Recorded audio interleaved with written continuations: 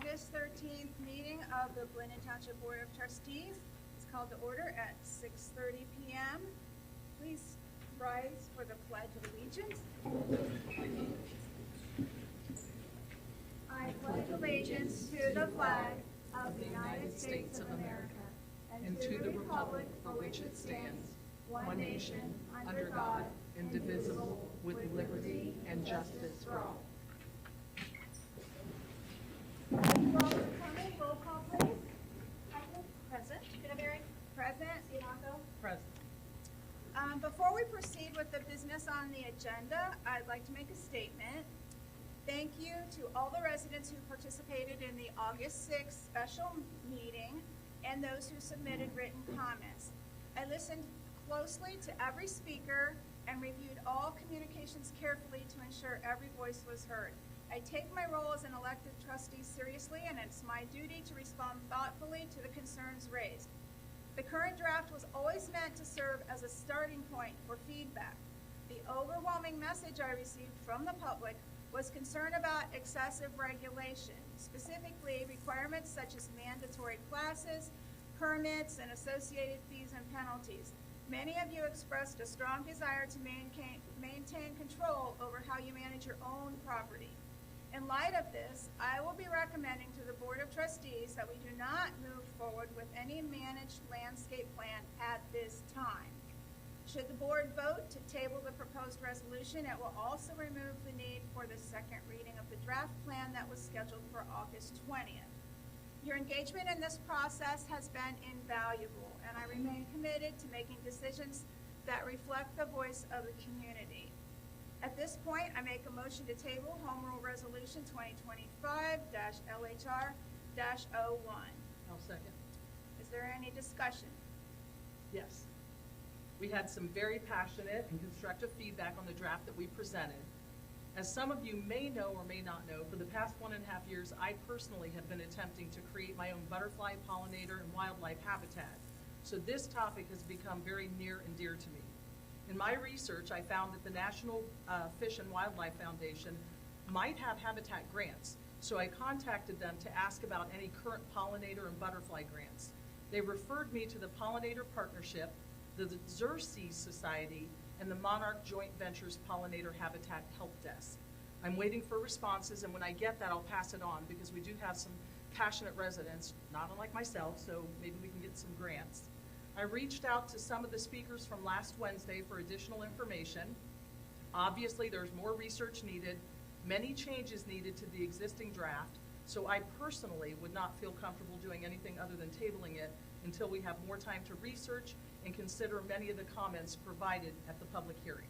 In the meantime, we were able to locate some links in regards to natural, native, and biodiverse gardening and have created a tab on our website for anybody who wants to view them. There's some very interesting information there. And that's all I have. Okay, call for the vote. Heickel? Yes. Chidaberry? Yes. Giamacco? Yes. Thank you, Board. Based on this motion being passed, there will be no need for the August 20th meeting. Pat, would you please put out proper notice of the canceled meeting? Let's move on to public comment. Great. Public comment. Just go over some guidelines. This special meeting is a little different. We'll go back to the guidelines we have for regular trustee meetings. Public comment is for a period not to exceed 30 minutes. Residents and guests who are wishing to speak are required to sign in on the sign-in sheet. Thank you all. Each person that signs in will be given 3 minutes to express their compliment or concern. Each person will be called to the podium in the order listed on the sign-up sheet. Yielding of time to another person is not permitted. Respectful communication between the crowd and the board and the crowd is expected. If the person is not able to comment during the 30-minute time limit, they're asked to just reach out to me, the administrator, Pat Myers, and my email is pmyers@blendentwp.org. Happy to say I've heard from a lot of people in the last week or two. Had some good conversations with folks.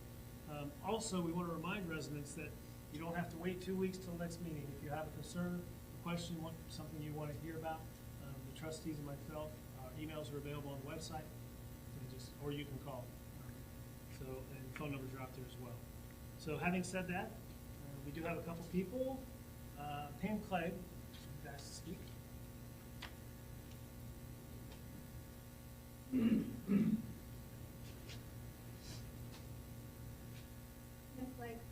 14 Macassar. You spent a lot of time and effort drafting the managed natural landscape policy. All the while, we have a long-standing problem with the junkyard, yet no solution for that. We have a few other junkyards in the making, and what if there were a $50 a day fine for junk or stuff that is stored outside of an enclosed garage, a house, or a shed? If that were the case, someone would lose his house in no time. That person needs help. Your proposal, now tabled, would require hiring another code enforcement officer. Otherwise, regular code enforcement issues would never get addressed. And right now, if code enforcement has been instructed or encouraged to address complaint-driven issues only, that's not good news for the community. And that's not why we started our own code enforcement. Because nobody wants to report things like mattresses on the side of houses that have been there for over a year, no doubt because of vermin, or junkyards in the making, or inoperable vehicles that haven't moved in ages because they are surrounded by junk, or tires on the side of houses, tires that collect water which soon become breeding grounds for mosquitoes. Where is code enforcement and education on those issues? Most of all, where is the help for these residents? Because they obviously need help. How about the appearance of the neighborhood on a main road where trash cans stay at the end of the driveway all week long? They have been there for over 2 years. Apparently, code enforcement has not instructed them to take their trash cans back up to the house weekly, and it's really unsightly. What if we all did that? Another matter that needs to be addressed is street sweeping. At Pat's request, you agreed to cancel the summer school, and now we have legitimate complaints about grass and weeds growing in the cracks of the cement and the asphalt, which impact curb and street behavior. Street and curb repair is possible. A reputable street sweeper would have resolved that problem. Not the one we hire, SCA. They are a waste of township money. It's not too late to order the street sweep, but don't bother if you're going to hire SCA, because that's like throwing away $4,000. Thank you for your comment. Next on the list is Stephen Huston.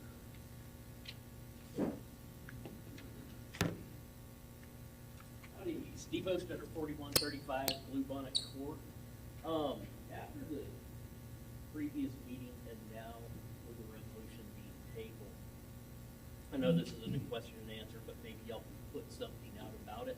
My concern is with all the complaints that happen online in the meeting, with this being tabled now, how does Cubbage Road fall into the current rules? To me, seems like all the people bitching and complaining about it, guess what? Alice's yard might get mowed. So you gotta think about the consequences, because based on the current rules, that is what is probably, well, could happen. I don't know if they're gonna make it happen, but, so that was one of them. One of the other complaints that I heard a lot online on Facebook was about the audio. Most of these people never even came to meetings before. So that was just the way it's gone. The township has actually added the YouTube feed so that people can view it online. They don't have to come down here. Put in suggestions. Don't just bitch and complain about it, sorry. The other thing is with the complaints about it, the people who showed up to the meeting here, what was that, last week? The total attendees of that meeting was 1%, of roughly 1% of the population of the township. And I don't even know if all those people were actually residents. The complaint, the petition that was put in, that was 10%. And from what I've gone through, the names, looking to see people who say they signed it, don't even live in Blendon Township. Not all of them, but how many? I am curious, because I don't know if y'all can look into that. How many didn't live in Blendon Township? How many didn't live in Ohio? How many lived up in Cleveland? Was there any place else? I completely agree with some other things I've heard. Question answer would be great. I'd love to be able to come up here and ask a question, and even if I don't get an answer, just that we can look into it. We don't have that right now. Let us get back to you. We'll post something. I think that would be awesome if y'all could do that. Kind of It kind of sucks just getting up here and spouting without any kind of feedback.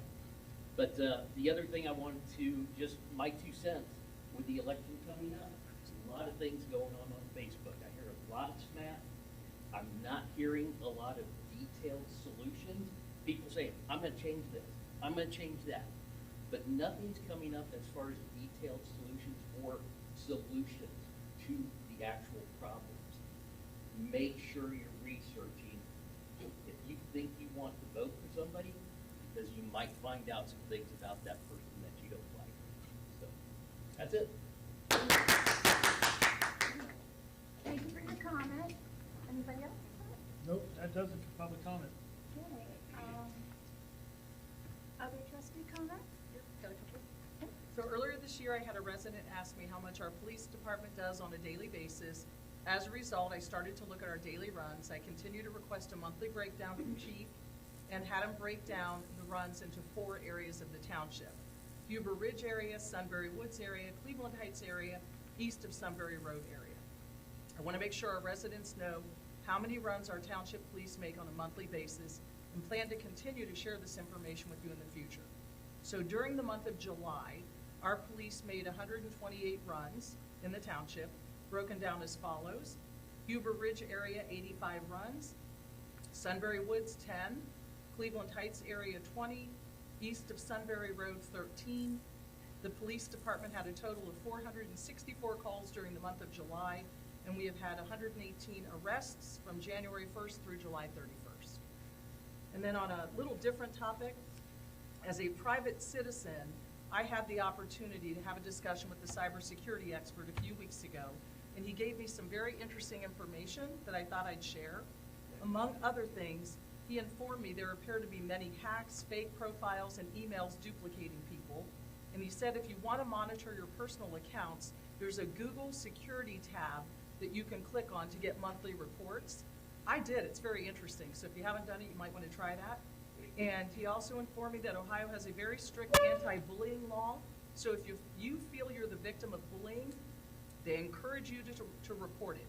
Go to stopbullying.gov for details on how and where to report. And that's all I have. Trustee Heichel, do you have anything? I do. So we were together a week ago, but it wasn't a regular Board of Trustees meeting, so updates for the past, we'll say 2 weeks since the last meeting. I'm gonna say I, but it's actually all of us, only independently. Working on the newsletter, working on the monthly email blast, working on the final concert preparation of the season.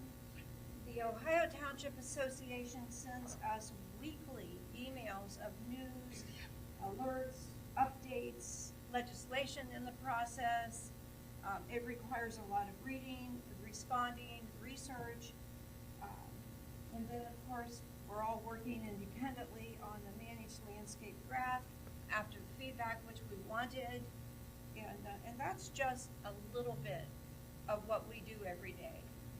Just to give you a heads up, you probably won't believe this, but if you are elected, you'll find out quickly. I spend an average to 25 to 30 hours a week on this job, every week. That's it. Okay, well, I just have a little bit more to add.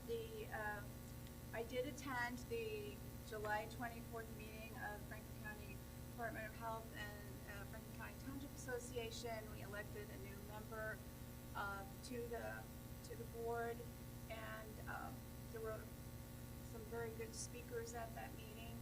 Also wanted to remind you that our final summer concert is going to be at Ridgewood Park on the 23rd of August, Saturday the 23rd, 6 to 8. Just like the other ones, but this one is, you probably noticed that all 3 concerts have been in different areas of the township this summer. This one is in Ridgewood Park, which is in the Huber Ridge area, and it'll be a great time. You know, free food, free bounce houses, face painting, like usual. So hope to see you all at our final concert of the year on the 23rd. On to the fiscal office report. Yes, have you had an opportunity to review the regular meeting minutes from July 16th, the special meeting minutes from July and special meeting minutes from August 6th. Yes. Do you need those approved separately? I don't think so. Okay, I move to approve the trustee meeting minutes on the dates that were just presented. I will second. Any discussion? Call for the vote. Michael? Yes. Shinaberry? Yes. Demoto? Yes. And have you had an opportunity to review the purchase orders? Yes, and I will move to approve the purchase orders as presented. Second. Any discussion? Call for the vote. Michael? Yes. Shinaberry? Yes. Demoto? Yes. And have you had an opportunity to review the bills? Yes, I will move to pay the bills as presented. Second. Any discussion? Call for the vote. Michael? Yes. Shinaberry? Yes. Demoto? Yes. And have you had an opportunity to look over the June bank reconciliation? Yes, and I will move to approve the June reconciliation. Second. Any discussion? Call for the vote. Michael? Yes. Shinaberry? Yes. Demoto? Yes. That's all I have. Okay, on to Administration and Human Resources. Mr. Thank Myers. you, yes. Just a few things. First of all, I ask that we graciously accept $100 in donations, and that is 4 separate $25 donations from Ridgewood Park, anonymous donations. So if you could accept those, I'd appreciate it. I'll move to graciously accept those donations totaling $100. I'll second. And any discussion? Thank you. The anonymous donations? Definitely. Okay, call for the vote. Michael? Yes. Shinaberry? Yes. Demoto? Yes. Next, I need you to set a hearing time for a zoning text amendment that the zoning commission has already approved. And this text amendment has to do with House Bill 315, which will change the language in the text that allows us to no longer have to put zoning notices in the newspaper and pay that exorbitant amount of money for the newspaper. So all zoning, going forward, zoning commission BZA meetings would be, by law, have to be on our social media and/or our website, but we wouldn't have to pay sometimes $800 just to put it in the week in the dispatch. So I would suggest that you set that hearing 15 minutes prior or 30 minutes prior to the next trustee meeting.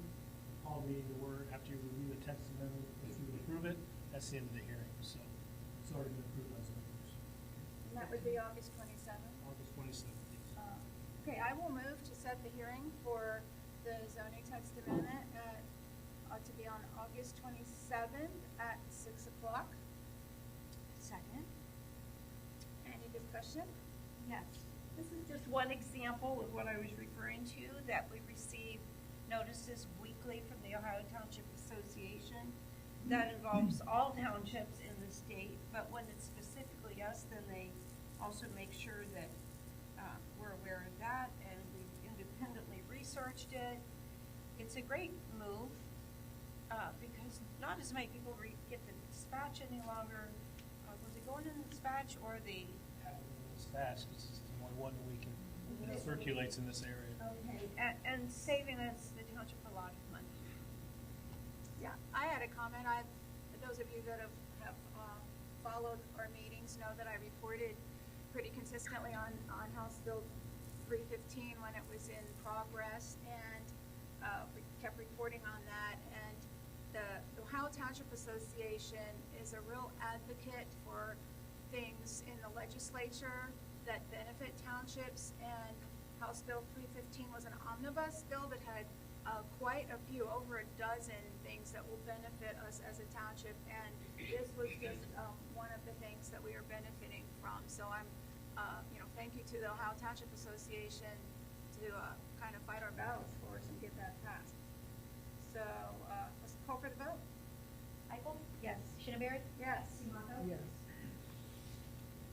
Thank you. I have 2 properties that we need to move to the last step of the nuisance resolution, or the nuisance process. I would ask for approval of resolution NU 2025-07, declaring the property at 3623 Bahama Drive a nuisance pursuant to Ohio Revised 505.87. If you approve this, a letter will go out to the property owner telling them 7 days to no grass. If they don't, then we can contract to have it mowed for them, put on the taxes so that it's help us pay for them. So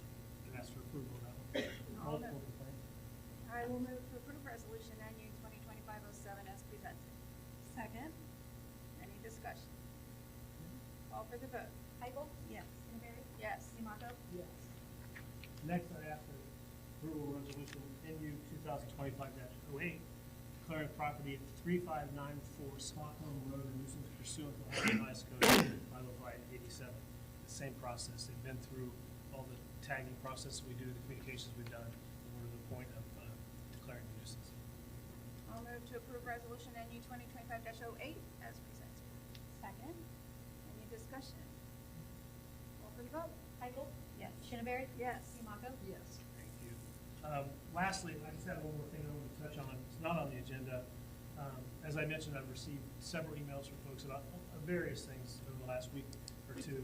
And one of those is the audio-visual. We had a super crowded room last time, and it was really hard for this system to catch up with that, apparently. So I did meet with our vendors. I told some folks an email. We met yesterday morning. They're going to be proposing some things to us Friday, just some enhancement to the system, and give you an idea of a couple things that we're talking about. We set Bluetooth microphone for that podium that would automatically put into this speaker as well, propagate out on YouTube. This should help the volume when it happens there. It seems the volume there is worse than it is up here. The second thing was there were some questions about ADA, which we're not out of compliance according to legal counsel, but there are some things we'd like to do, that I want to do, and I'll be presenting to trustees. We can get some little microphone packs that you put on your head, put it in your ear, and will help propagate the volume from that to that person's hearing. So we'd like to have a couple of those available too for folks that may have hearing impairment. So those are just a couple of things we're looking at, and I'll have a full proposal on what we think, what our vendor thinks we should do to try and enhance it. I'll bring it to you, and if it makes sense financially, then we'll do that, and hopefully it'll help out with some of the things people are concerned about. So I just want to give you that update. That's all I have. Under maintenance, building, grounds, parks, and cemetery, Mr. Newland. So tomorrow, Thursday, August 14th, the Linden Township Service Department will be out spraying for mosquitoes after dusk, weather permitting. Anything else? That's all. On to the police department, Chief Belford. Request that the board approve the contract agreement with the Internal Order of Police. A one-year contract, retroactive to the last contract. We get a 3% raise, raising bankable comp time from 80 hours to 100 hours, allowing officers to purchase the firearm upon retirement.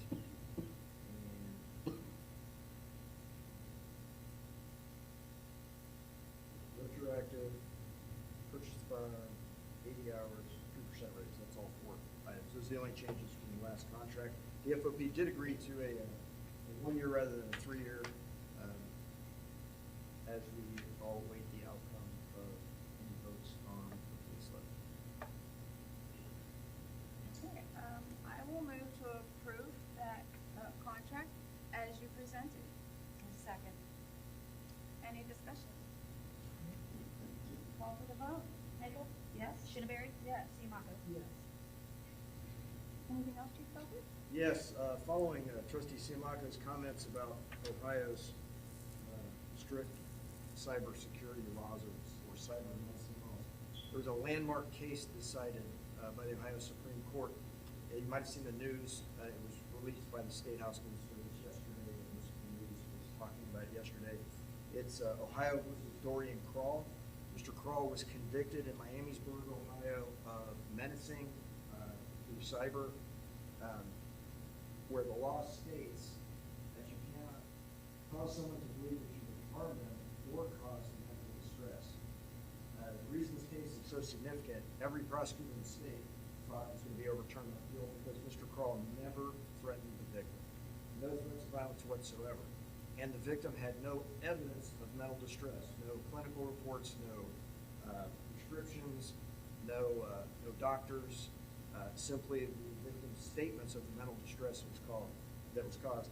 The Supreme Court upheld the conviction of Mr. Krall, which really changes the way we deal with victims of cyberstalking now, and how we advise people who we get a call from someone saying, hey, somebody is causing me mental distress. We now advise them, you need to understand that right there simply is enough for the Ohio Supreme Court to sustain a conviction. As long as there's repeated contact, which is 2 or more times. This changes a whole lot. The first conviction is a misdemeanor, a second conviction of the same offense is a felony. So we are looking at Lexapol to generate new policies and procedures for how we investigate and find people in cybercrime. It's not so much that the law has changed as that the Supreme Court has changed the interpretation, and it's a lot of the legal experts that were talking on the news said this is the first time they're aware of someone being convicted without a threat and without any credible evidence of mental distress. And that's all I have. Thank you. Fire department, do you have any announcements? We have 5,995 runs as of 16 or 18:30 today, and that's about 26 runs per day. So we're on track for 9,000 plus. About all I got. Okay. Does anybody else have any further business? Okay, well, our next regular trustee meeting will be August 27th at 6:30 p.m. and the regular meeting is at 6:30. And then also, we just approved to have another meeting to hear the zoning text amendment at 6 o'clock, same day. So, and one last reminder about the concert, since we don't have another meeting before then, just one last reminder about the concert that's on Saturday the 23rd down at Ridgewood Park. So hope to see you there. I move to adjourn the meeting at 6:56. Second. Any discussion? Okay, call for the vote. Eichel? Yes. Chevrolet? Yes. Simoto? Yes. Thank you all for